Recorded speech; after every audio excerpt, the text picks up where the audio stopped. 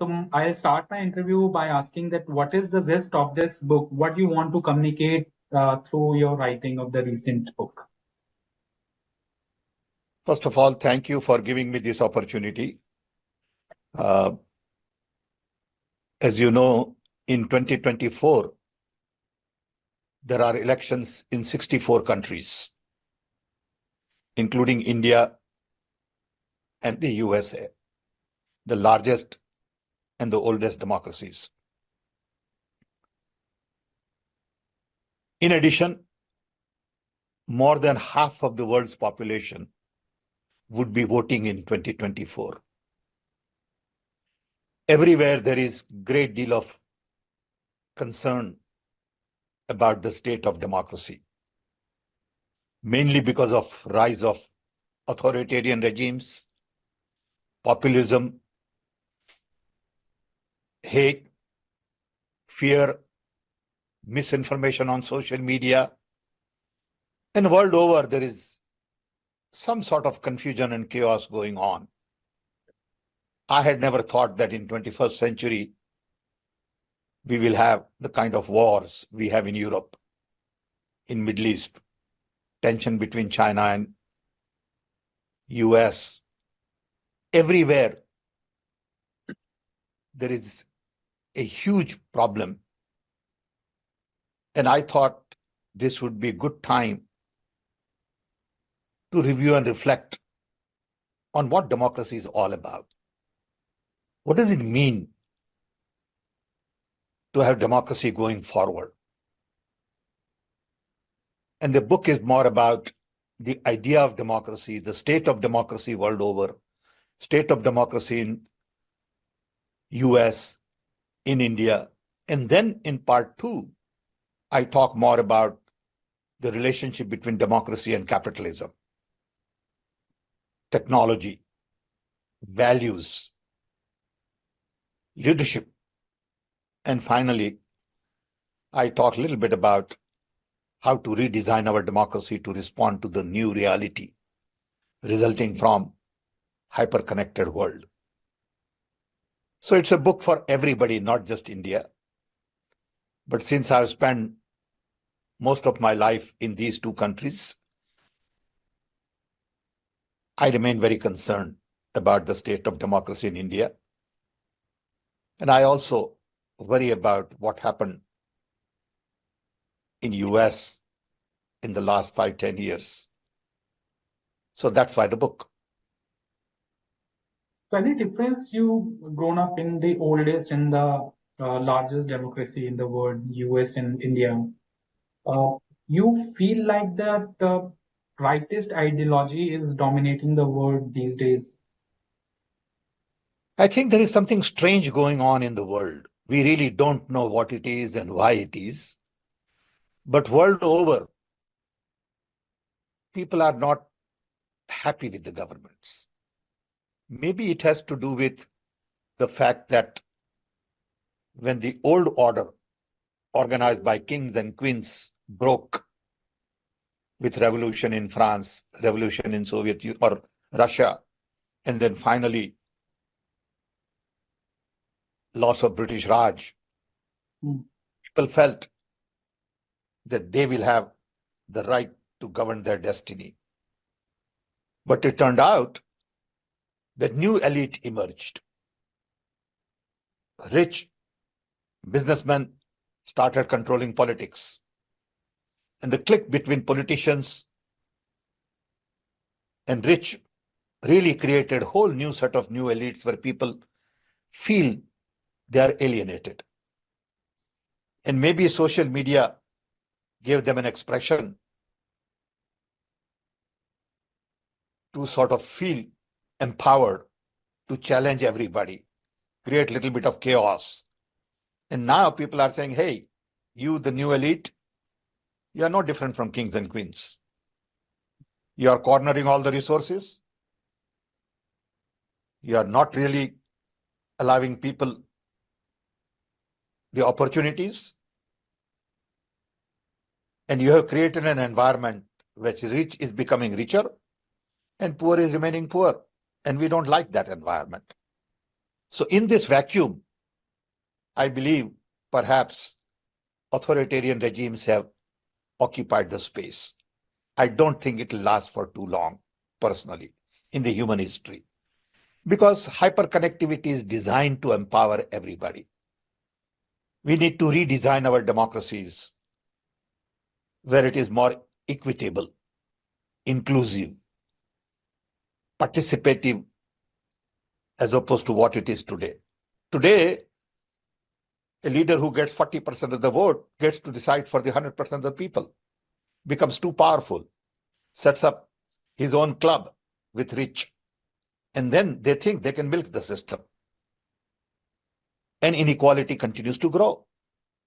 They don't pay attention to environment. They are more focused on power and profit as opposed to planet and people. So I think this is becoming a global challenge. And I hope out of this churning, we find a way out where we truly believe and build inclusive democracies, where everyone is respected, irrespective of their caste, religion, color, language, customs. I think that's a challenge today. People immediately get into conversation about your religion. People immediately get into conversation about your borders. We are living in a borderless world. What do borders mean today? Not much. You could be living in country A, working in country B, getting paid from country C, and buying product from country D. For the first time in the human history, we are all connected. All 8 billion people are connected. What does this connectivity mean to human civilization?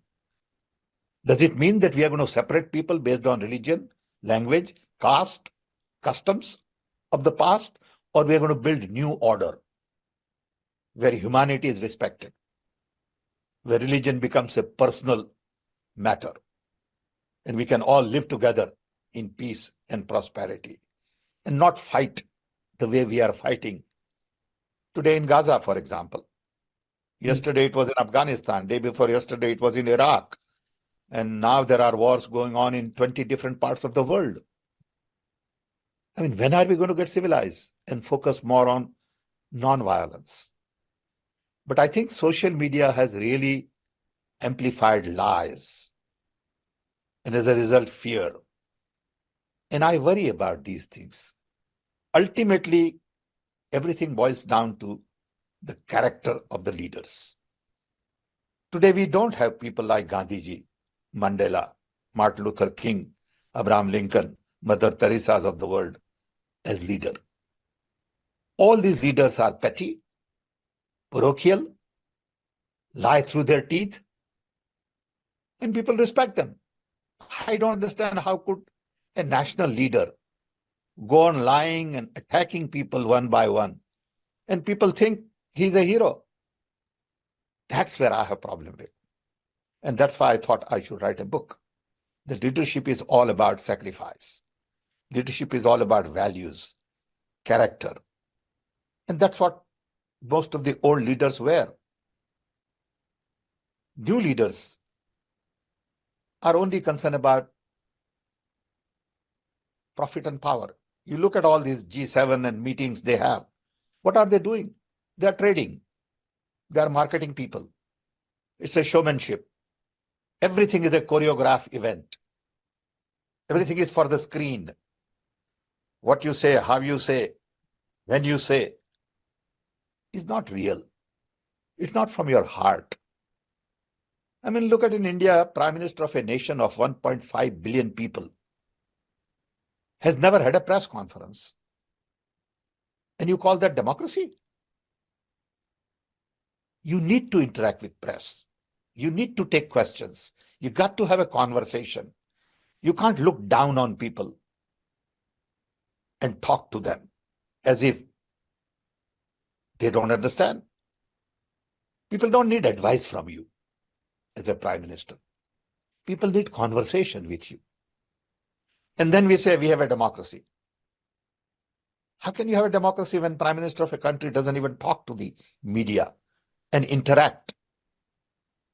So I have very different views on many of these issues. Maybe I'm in minority. That's okay. But my views do not change because I believe in fundamental value of democracy. To me, democracy is about freedom, justice, inclusion, equality, fraternity. To me, democracy is about diversity. Democracy is about development for everybody. And when that is challenged, I worry. We bring religion into play all the time. We make up stories about weaker people. I come from OBC.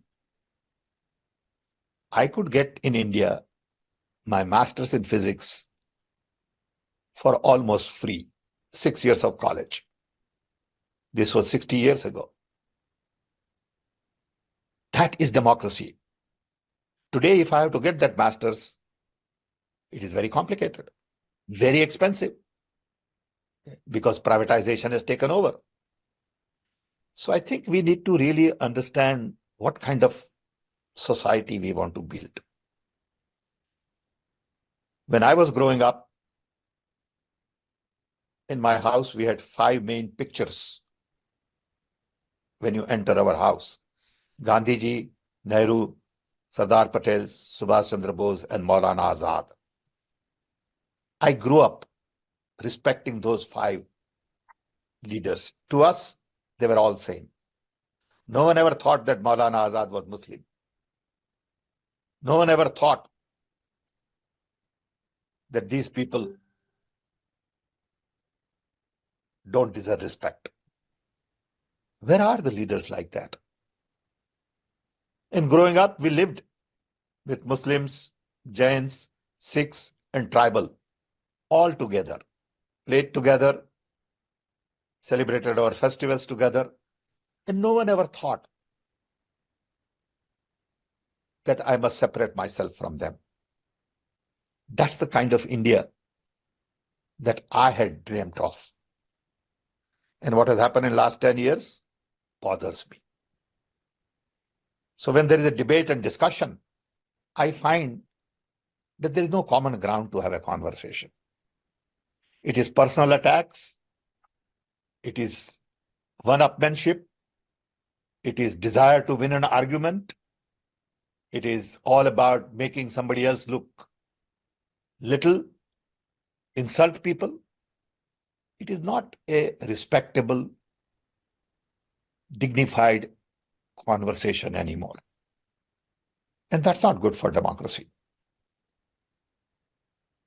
Okay, Mr. Sam, you're talking about the democracy, and the first phase of the Lok Sabha election is just around the corner. Both the major parties, BJP and Congress, pitched up their manifesto. It's more like Sankalp Patra, the Modi ki guarantee versus 5 Nyay of the Congress party. Your views on that? How convincing has been the Congress campaign in your views till now? Okay, let's take one by one. First of all, when you talk about Modi's guarantee, just go in the past and see what guarantees were given earlier. And have you met those guarantees while you were in power? You had all the authority, you had all the money, you had no opposition of any kind. You made your laws without having rigorous conversation. What have you accomplished on employment? You said we'll generate 20 million jobs per year. In last 5 years, how many jobs we created?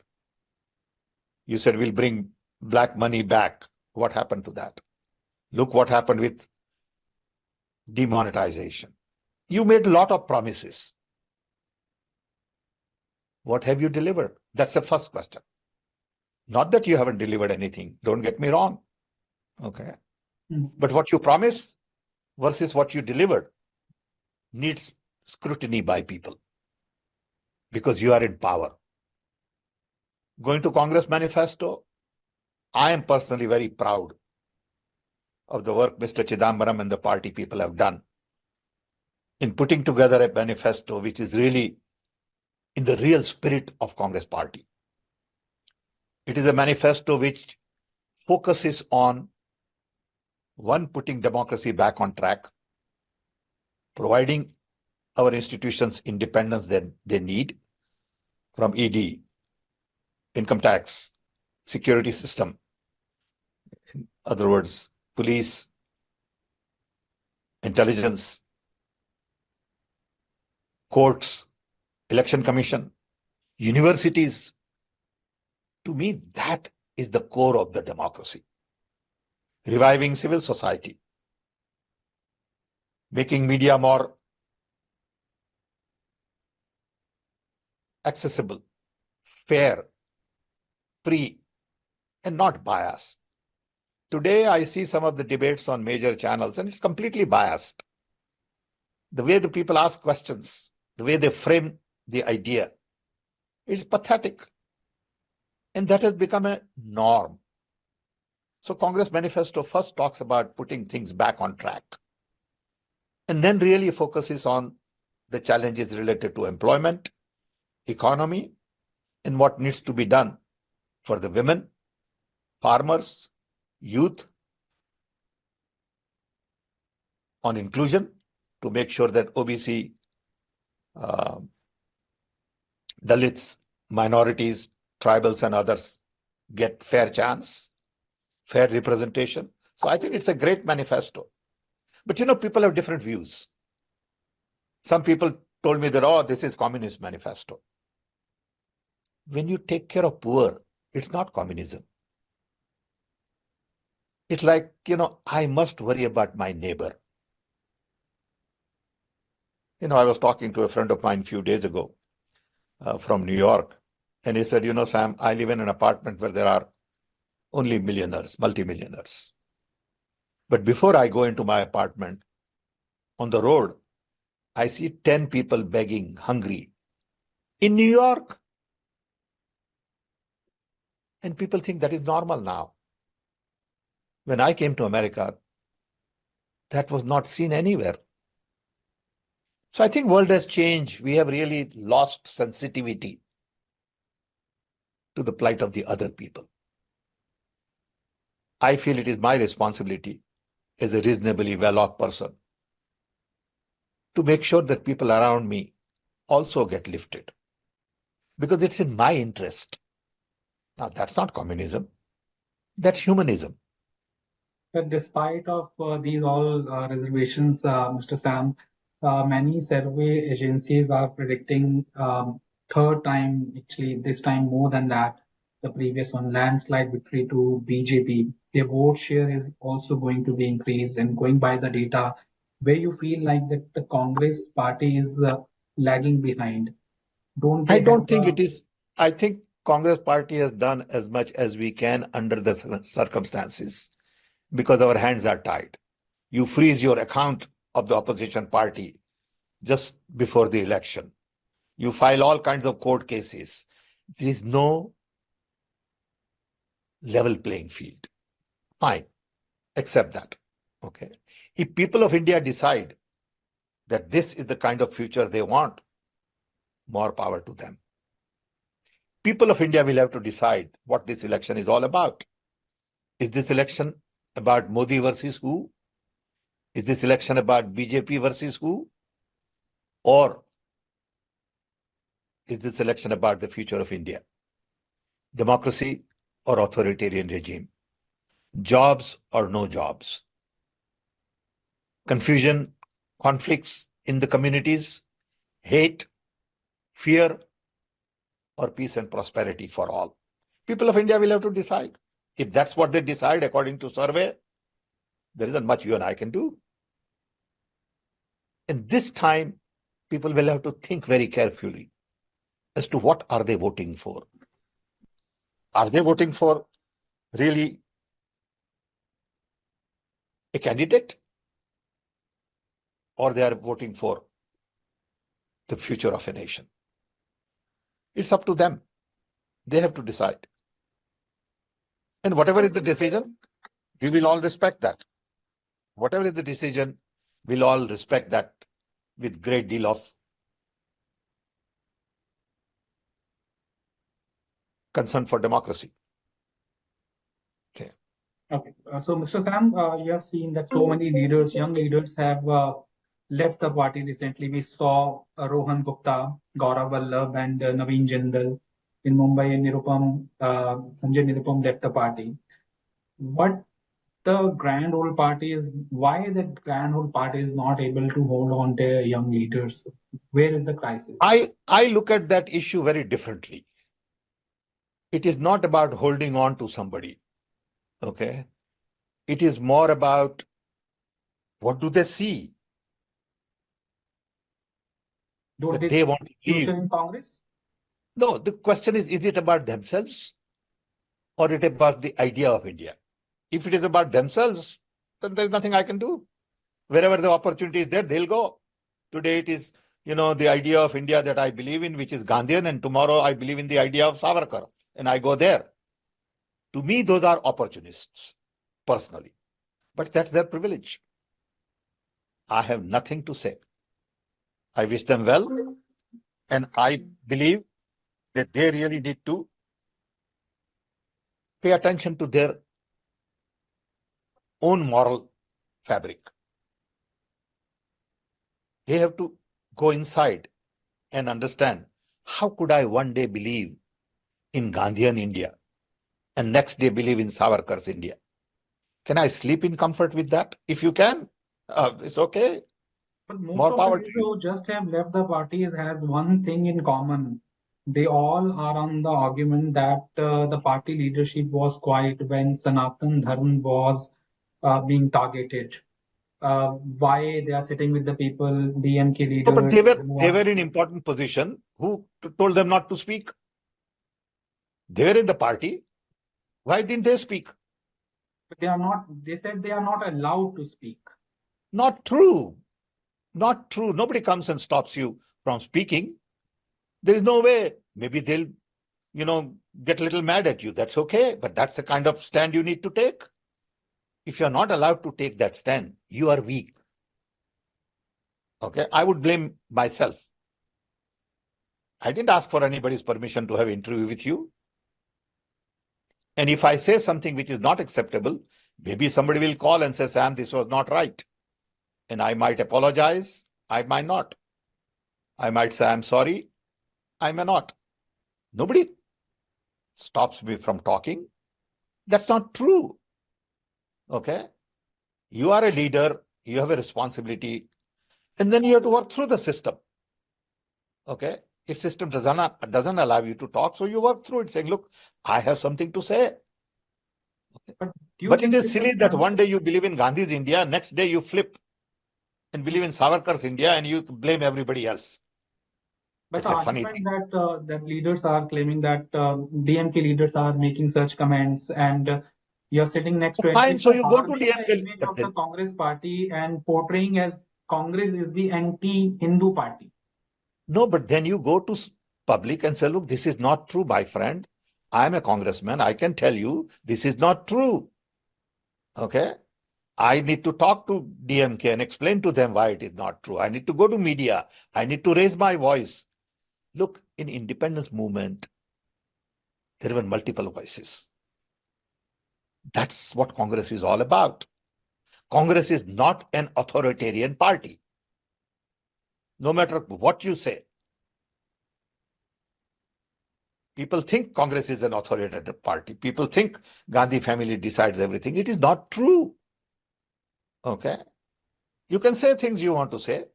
Somebody may not like it. It's okay. It happens every once in a while. It has happened to me also. But we are all human beings. We make mistakes. We have our own views. I can't be 100% aligned with everybody. But I agree to disagree. So all those people who left, I would tell them, how can your conscience allow you to flip overnight? Fine. I respect you for what you have done. I wish you all the best. I won't be able to sleep personally with that. Okay. But then who am I? You have to make your decision, I have to make my decision. But don't blame the rest of the world saying I was not allowed to speak. Speak. Show me an example where you spoke and somebody said no. Then fight it if somebody said no. Okay. Show your capabilities. Convince everybody. Because what you're telling me is I'm not capable of convincing everybody. And that's why I quit. I find personally a shade of opportunist attitude. I have nothing to gain here. I have a lot to gain there. I go there. Tomorrow, if somebody else comes to power, I look again for position of power and I go there. Where do I make best for myself? Not where do I make best contribution for a nation. And for that, if I have to fight, I will fight. For that, if I have to suffer, I will suffer. That's what independence movement was all about. A lot of people would have said, then I will join British because I get a better position. Some people did that too. Okay. Not that everybody participated in independence movement. That's okay. I don't like it. But I can't decide for everybody. So those who left party, it's their privilege. My next question, Mr. Sam, is that you're supposed to be very close to the Gandhi family. You feel that it is a good move to leave the Amethi seat. Does it send a right message to the masses? It is for the party and the potential candidate to decide. If party collectively feel that Gandhi family must have a candidate for Amethi, the next phase would be for the family member to decide. It's a personal decision. Okay. If somebody asked me to contest election, I would have to personally make the decision saying, no, I'm not capable of. No, I don't want to. No, I'm not ready for it. No, I don't believe that's the right thing for me to do. Okay. So these are personal decisions which you have to weigh in light of what is good for the party, what is good for the nation, what is good for your family, and whatever is the decision, we got to respect that. Okay. Okay. So there is huge demand from some quarters that Priyanka Gandhi should fight Rai Bareli. Your view was on that? That is Priyanka Gandhi's decision and not your or mine or public's. But leaders has to listen to the voices of people, right? But ultimately, she has to decide that. I'm sure she will listen and then ultimately make her decision. Whatever it is, I respect that. In my earlier interview too, you dodges question. If there is something Priyanka is better has a leadership quality than Rahul Gandhi, you dodges a question like this. Why so? No, I don't think, we need to make those kinds of comparisons. We really need to understand that everyone has their own style. Leadership is a very complex subject. There are people who spend their lifetime studying leadership. It is not an organized science. It's more like an art and science. Leadership is all about the vision, ability to articulate that vision, break it up into small pieces of tasks, motivate people, empower people, lead people, and ultimately put it together. And it varies from people to people. Some are tyrant leaders, like Hitler was. Some are servants of the people, like Gandhiji was. Someone is analytical. Someone is, more like a father figure. Leaders are made out of events. And you can't compare one versus the other. They all have their own characteristics. Okay. But do you feel that Priyanka Gandhi has that charisma? People align her that she looks. Priyanka Gandhi is a leader. Rahul is a leader. Okay. There are lots of leaders like that. Okay. I mean, we know Modi is a leader. Amit Shah is a leader. I mean, there are leaders of all kinds. Okay. Kharge is a leader. Okay. Gandhi was a leader. Nehru was a leader. Subhash Chandra Bose was a leader. Maulana Azad was a leader. Okay. They were all different. Mandela was a leader. Martin Luther King was a leader. Kennedy was a leader. You look at in US, we have right now Trump as a leader and Biden as a leader. Look at the differences. Okay. So world is full of these people. And there are political leaders, there are business leaders, there are religious leaders, there are social leaders like Mother Teresa. Okay. So you Okay. can't put leadership in one bucket. Mr. Sam, apart from the Congress party, when we talk about the India alliance in large, do you think that the arrest of the former Chief Minister of Jharkhand and sitting Delhi Chief Minister, Mr. Arvind Kejriwal, is going to impact the election this time? It depends on how people look at it. If people look at this as vendetta, harassment, distraction, if people look at this as personal attack, it will affect. If people look at this as a normal process of law, it may not affect that much. Okay. Okay. Mr. Sam, do you think the main challenge in front of the India alliance is that they don't have any face, any doula, as BJP says, there is no doula in the opposition party, or to face or to counter Pradhan Mantri Narendra Modi? This is a creation of the recent past in India, where election is about personality cult. Indian elections are parliamentary elections and not presidential elections. Parliamentary elections, by design, are meant to elect member of the parliament. And member of the parliaments together will elect their own leader. If it was a presidential system, then the whole nation should be allowed to vote for Modi versus who. So it is not a presidential election.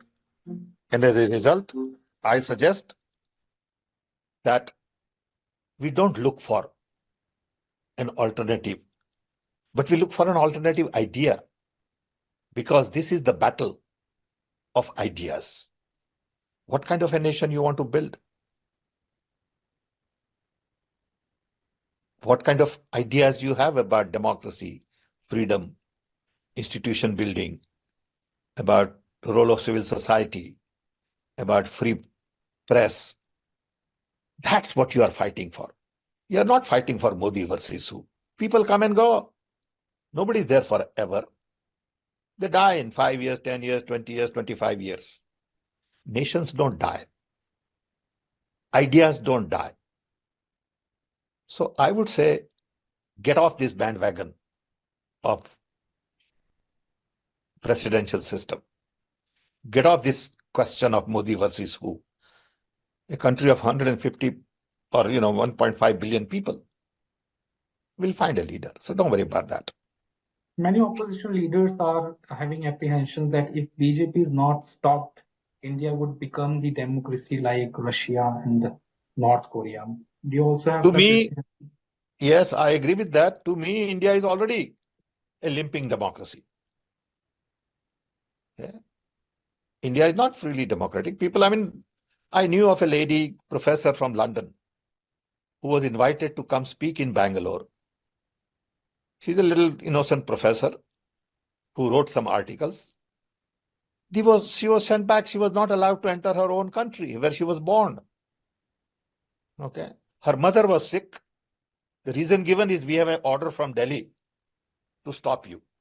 If that's not non-democratic, then what else it could be? Nobody will give a reason why. Okay. She was invited by the local government to come and speak. She's an expert on a subject. She's a professor. How could she be harming anybody? But you are preventing her from expressing her views. If that's not anti-democratic, then what else is it? But media never talks about these things, because